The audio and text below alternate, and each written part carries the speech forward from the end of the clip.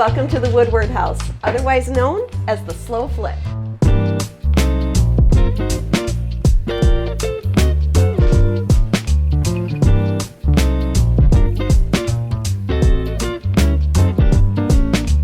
When I came in and saw, well, this was the living room when I saw it, this expansive room, 30 feet long by 16 feet wide, my heart sank because here's this amazing fireplace. Come in, this is the center of the home, be with me.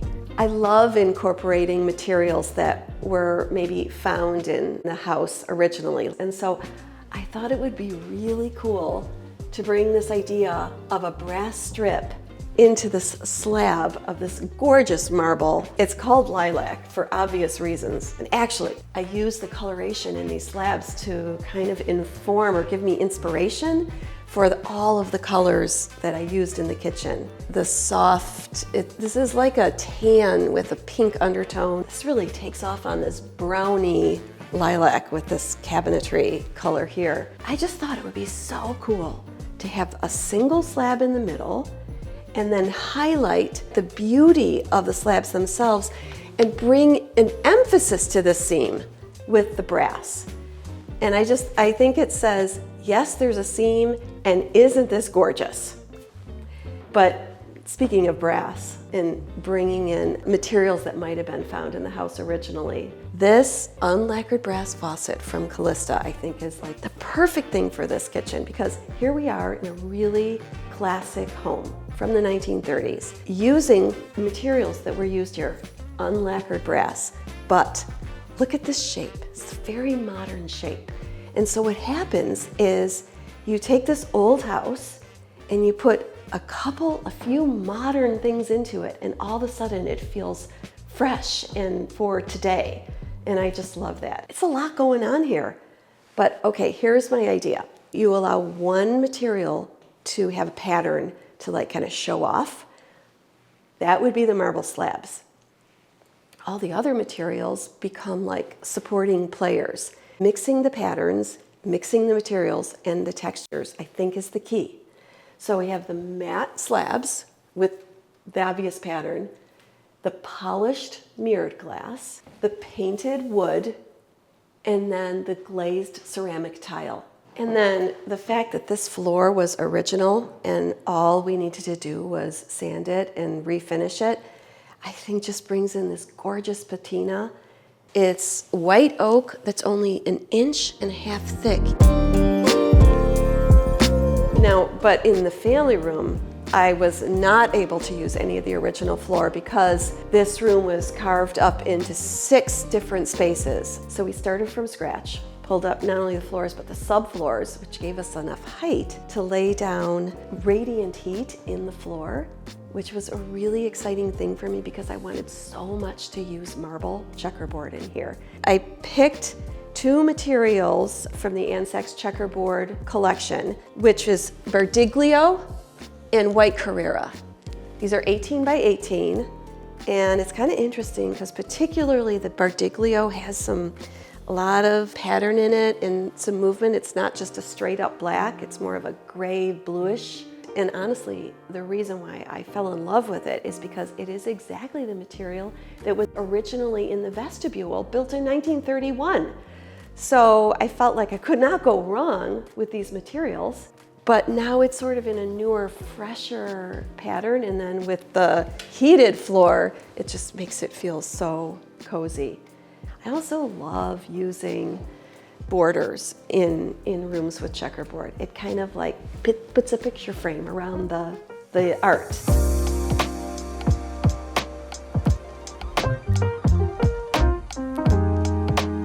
Now I'm entering into what used to be the kitchen, but we tucked this little powder room in this hall, this Stanwyck vanity from the Ansex curated bath collection. This was what we designed the room around.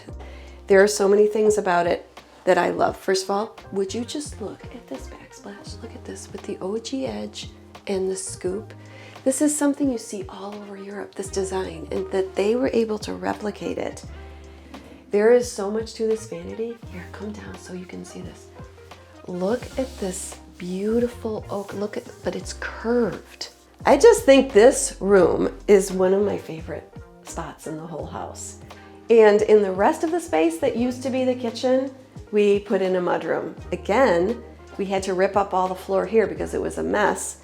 So we decided also to put the radiant heat in this and then put Belgian limestone. Okay, the thing that I think is so cool about this tile is it looks antique. It looks like it was taken out of a European home because do you see this? The chiseled edge? It looks old. It looks like that's happened over time. And I just love that because I love going into places and thinking, wait, was that original or is that new? And you can't really even tell with this. And then the thing that's a really cool part of this whole floor plan, this kind of circular floor plan, is that you go from one room to the next, this little jewel of a butler's pantry. And we painted the entire thing high gloss, which my painters are not happy with me. I love everything about it. And then the next room is this romantic dining room. I could just imagine dinner here. Okay, so you're on the back wall, centered on the window.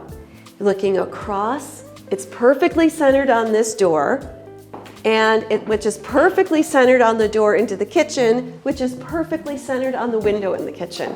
Is that not architecturally delightful though? I love it.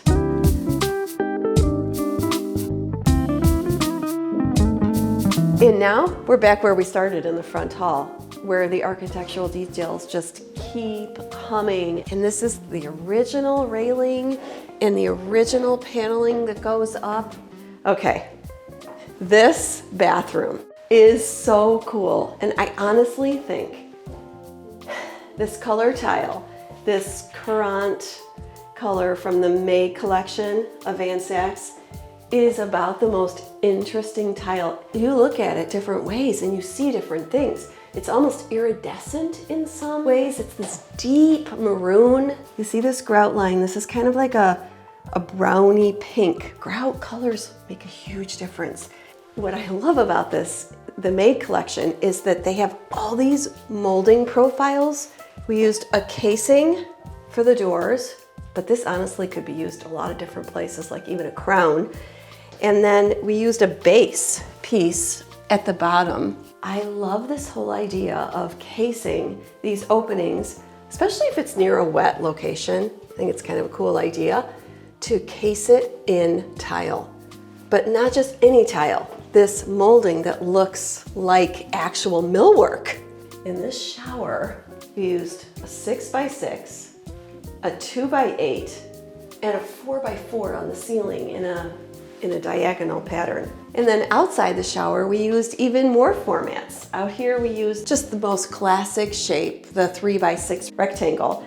And then we used a 2x6 down here as a soldier course before we hit the base molding. So in this room, let's see, we have 8 different formats of the exact same glaze. Another thing that I just love about this is when we moved this doorway to here, we got this symmetry and then put the light right in the middle, and I just feel like it makes the whole space. So we come around in the primary bedroom, and even though we built these 2 side walls in, we took away about 14 feet from the room. So now we're left with a 16-foot wide space, and I think it's still so gracious. So this second door actually is kind of a nice thing for a house if you have children, because then you're right across the hall from first Jill's room. We call it Jill because there's a Jack and Jill bathroom. And so we thought it would be really fun to design one room like Jill and the other like Jack. So this is the prettiest pink. It's called tissue pink, and it's really kind of a brown undertone, which I think is what makes pink live like a little bit more grown-up style if there's a little bit of a brown undertone. Okay, this bathroom I think is very cool. All the bathrooms had this exact same floor, but this is the only bathroom in the house that we kept in the exact same shape or size that it was originally. So that means we were able to keep the original floor. And then we found this cool tile. It's this deep blue. It's context in color jasper. And it has lots of different formats available. We used a lot of them. Bullnose, 4x4s, hex. But I love it because there's this brown edge of the glazing that shows through around the edges of the tile. So we picked kind of a brown grout to accentuate that.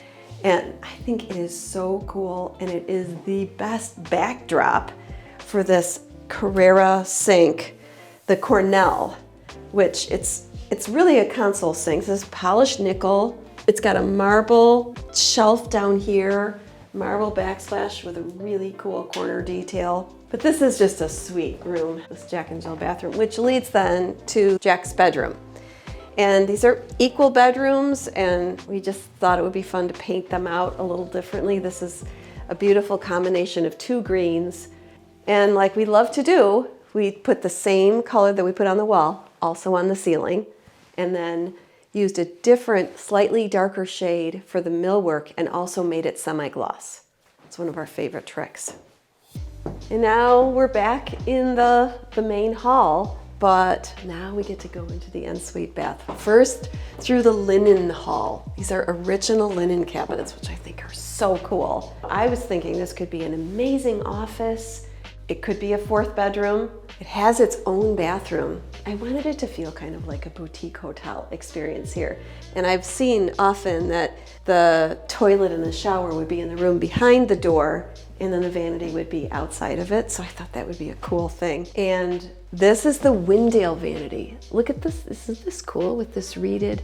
On the drawer part, it's horizontal, and on the door part, it's vertical. I just think that's pretty cool. And then with the mid-century modern leg, you know, the flared, tapered leg, which I thought was a really cool blend with this faucet. See how that kind of does it too? And then this line of tile, we use so much. It's called Savoy, and this color is Lantern.